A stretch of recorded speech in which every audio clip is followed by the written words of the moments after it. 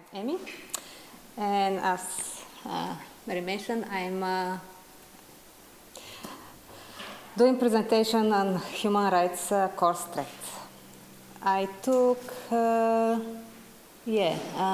three courses: Human Rights and Global Politics with Professor Julia Shackford-Bradley, International Human Rights with Professor Darren Zook, and the Southern Border with Professor Beatrice Mans and Harley Shaken. So the Universal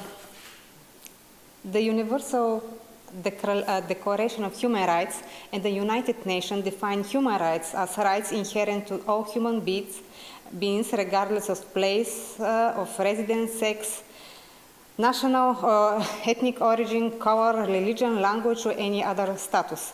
Some basic human rights include the right to life, liberty and security of person, the right to freedom of opinion, expression, to name a few.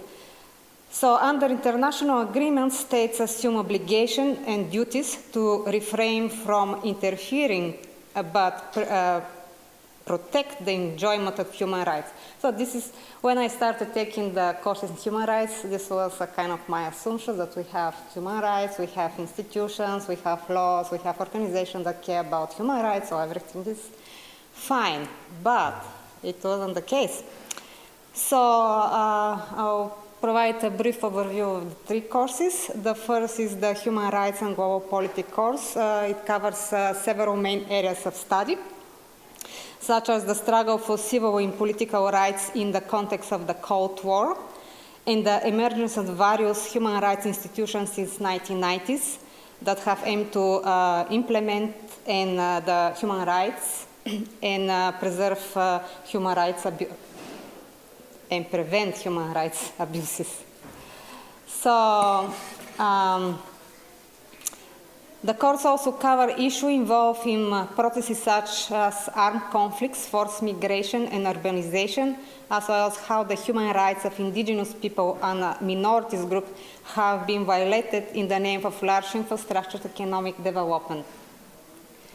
The International Human Rights course explores the evolution of human rights principle and the law of human rights.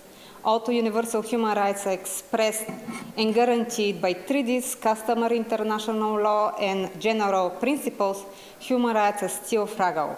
World politics and government continues to systematically ignore basic human rights such as the right to life, the right to security, and the right of self-determination. For instance, a number of states deny identity-based rights to minority and indigenous groups. Identity is an important part of self-worth and happiness. It includes personal characteristics, thoughts, values, gender, race, religion, and ethnicity.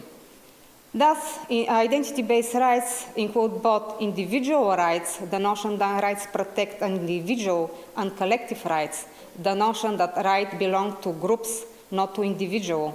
Often, equal worth and dignity for all can only be achieved through the recognition of and protection of individual rights and members as a group.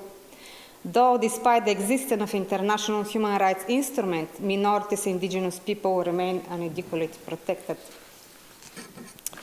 Furthermore, the course displays violation of the human rights of the people in the move. As a result of insecurity and war, thousands of individuals and groups are pushed to migrate and become refugees, legal and so-called illegal immigrants. Our growing concern is that with leaving their original country, they are voluntarily, either voluntarily or involuntarily, individuals become stateless persons having no nationality or citizenship and unprotected by national legislation, thus without any human rights protection. In addition, the human rights justice system has been ineffective in providing justice. The lack of specific focus on accountability has left the gravest crimes unpunished. The third course is the Southern Border, and it traces the processes that have defined today's American Southern Border and the relationship between the United States and several Latin American countries, Mexico, Guatemala, Haiti, and Cuba, as well as focus on issues on trade, immigration, drug wars, security, globalization, education, and the environment. The course exposes how the fear of spreading communism after the Second World War often pushes the United States to intervene in Latin America in favor of dictators. And its effort to increase its influence in the Western Hemisphere, however, the United States became facilitator of numerous human rights violations. One famous example of the United States intervenes in Latin America takes place in Guatemala in 1954, when the Central Intelligence Agency overthrows the democratically elected Jacob Arbenz in a military coup. Other example of United States influence in the deals of Latin America, countries take places in Haiti in 1959.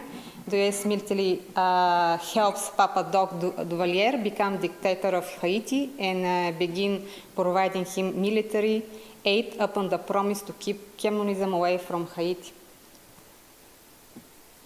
The Bay of Pigs invasion in 1961, when the CIA sends 1,500 Cuban exiles to invade Castro's Cuba, is made in the name of the human rights of the Cuban people. In fact, it is one of the United States' most infamous Cold War blunders. So, the overarching theme of all these three courses are our human rights, including political, economic, and cultural. In addition, all these three courses review severe human rights violations and struggles for human rights protection. All the states have the responsibility to uphold human rights. There are times when, rather than protecting their citizens, states become their executors. Acts that aim to extinguish a group of people and as carried out by governments or a group that controls the state apparatus are defined as genocide. Genocide is attributed to a combination of factors, including ethnic prejudice, racism, extreme form, and nationalism. It is distinguishable from all other crimes but the motivation behind it. Toward the end of the Second World War, when the full horror of the extermination and concentration camps became public knowledge, the United Nations established the Convention of the Prevention and Punishment of the Crime of Genocides. Though the international law on genocide doesn't end acts of genocide. For instance, genocide occurred during the Dirty War in Argentina, the occupation of East Timor by Indonesia, and the war in former Yugoslavia, to name a few. Some acts of genocide examined in the three courses include cases of genocide in Guatemala, Sudan, and Australia. U.S. support for the Guatemalan military during the Cold War allows the ruling elite to commit widespread and systematic violence against civilians, which from 1982 to 1984 turns in genocide. Between 1966 and 1990, more than 200,000 people were killed and another 40,000 people disappeared. During the civil war in Sudan, the United Nations failed to recognize the genocide conducted against several ethnic groups in Darfur. The economic interest in Sudanese oil of one of the 5 permanent Security Council members, China, continuously blocked United Nations military intervention. As a result, thousands of people have died. Genocide is not only the intention to physically destruct a group, but also to destruct its cultural values that ensure cohesion, collective identity, and collective action of a group. An example of cultural genocide is the systematic removal of indigenous Australian children from their families by order of state policy from about 1900 to 1917, largely for the social engineering purpose of the gradual and total destruction of Aboriginal cultural identity. Genocide doesn't happen overnight. It's a gradual process. However, the United Nations, an international organization with main function to preserve world peace and protect vulnerable populations, has never made significant attempt to prevent genocide. Whether the United Nations is prone to recognize and act as genocide and intervene depends chiefly on the interests and political motives of the 5 permanent members of the United Nations Security Council: the United States, China, France, the Russian Federation, the United Kingdom. Nor does the international human rights system have been effective in meeting justice, despite the Genocide Convention, temporary international criminal tribunals, and the International Criminal Court. Perpetrators remain unpunished and the history of mass violence continues.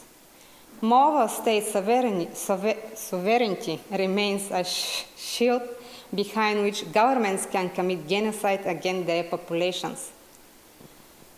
The international politics remain ignoring fundamental human rights. However, everyone has the right to life and hence to be protected from genocide. Human rights have the potential to create a better world. They not only empower marginalized group of people, but can bring economic, political, and cultural justice and equality to every society. Governments have made their voluntary commitment to human rights, and we, the people, should hold the government accountable if they don't meet their obligations. Thank you.